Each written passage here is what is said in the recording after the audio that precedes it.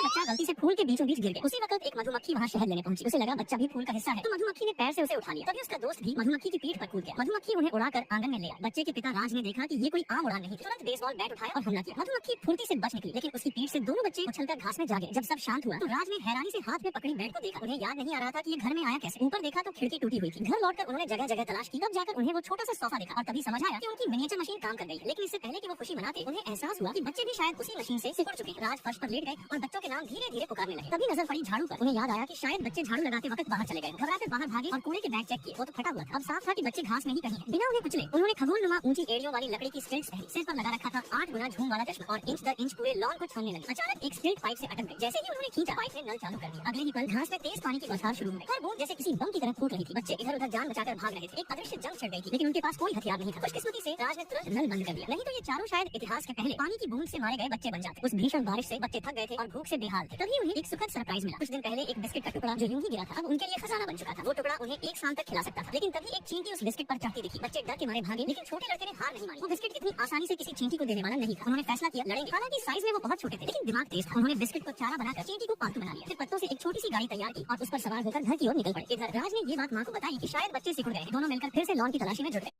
छोटा बच्चा गलती से फूल के बीचों बीच गिर गया। उसी वक्त एक मधुमक्खी वहाँ शहद लेने पहुंची। उसे लगा बच्चा भी फूल का हिस्सा है, तो मधुमक्खी ने पैर से उसे उठा लिया। तभी उसका दोस्त भी मधुमक्खी की पीठ पर कूद गया। मधुमक्खी उन्हें उड़ाकर आंगन में ले आया। बच्चे के पिता राज ने देखा कि ये कोई आम उड़ान नहीं थी। तुरंत बेसबॉल बैट उठाया और हमला किया। मधुमक्खी फुर्ती से बच निकली, लेकिन उसकी पीठ से दोनों बच्चे उछलकर घास में जा गए। जब सब शांत हुआ तो राज ने हैरानी से हाथ में पकड़ी बैट को देखा। उन्हें याद नहीं आ रहा था कि ये घर में आया कैसे। ऊपर देखा तो खिड़की टूटी हुई थी। घर लौटकर उन्होंने जगह जगह तलाश की। तब जाकर उन्हें वो छोटा सा सोफा दिखा और तभी समझ आया कि उनकी मिनिएचर मशीन काम कर गई। लेकिन इससे पहले कि वो खुशी मनाते, उन्हें एहसास हुआ कि बच्चे भी शायद उसी मशीन से सिकुड़ चुके। राज फर्श पर लेट गए और बच्चों के नाम धीरे धीरे पुकारने लगे। तभी नजर पड़ी झाड़ू पर। उन्हें याद आया कि शायद बच्चे झाड़ू लगाते वक्त बाहर चले गए। घबराकर बाहर भागे और कूड़े के बैग चेक किए। वो तो फटा हुआ था। अब साफ था कि बच्चे घास में ही कहीं हैं। बिना उन्हें कुचले उन्होंने खगोलनुमा ऊंची एड़ियों वाली लकड़ी की स्टिल्ट्स पहनी। सिर पर लगा रखा था 8 गुना झूम वाला चश्मा और इंच दर इंच पूरे लॉन को छानने लगे। अचानक एक स्टिल्ट पाइप से अटक गई। जैसे ही उन्होंने खींचा, पाइप ने नल चालू कर दिया। अगले ही पल घास में तेज पानी की बौछार शुरू हुई। हर बूंद जैसे किसी बम की तरह फूट रही थी। बच्चे इधर उधर जान बचाकर भाग रहे थे। एक अदृश्य जंग छिड़ गई थी, लेकिन उनके पास कोई हथियार नहीं था। खुशकिस्मती से राज ने तुरंत नल बंद कर दिया, नहीं तो ये चारों शायद इतिहास के पहले पानी की बूंद से मारे गए बच्चे बन जाते। उस भीषण बारिश से बच्चे थक गए थे और भूख से बेहाल थे। तभी उन्हें एक सुखद सरप्राइज मिला। कुछ दिन पहले एक बिस्किट का टुकड़ा जो यूं ही गिरा था, अब उनके लिए खजाना बन चुका था। वो टुकड़ा उन्हें 1 साल तक खिला सकता था। लेकिन तभी एक चींटी उस बिस्किट पर चढ़ती दिखी। बच्चे डर के मारे भागे, लेकिन छोटे लड़के ने हार नहीं मानी। वो बिस्किट इतनी आसानी से किसी चींटी को देने वाला नहीं था। उन्होंने फैसला किया, लड़ेंगे। हालांकि साइज में वो बहुत छोटे थे, लेकिन दिमाग तेज था। उन्होंने बिस्किट को चारा बनाकर चींटी को पालतू बना लिया। फिर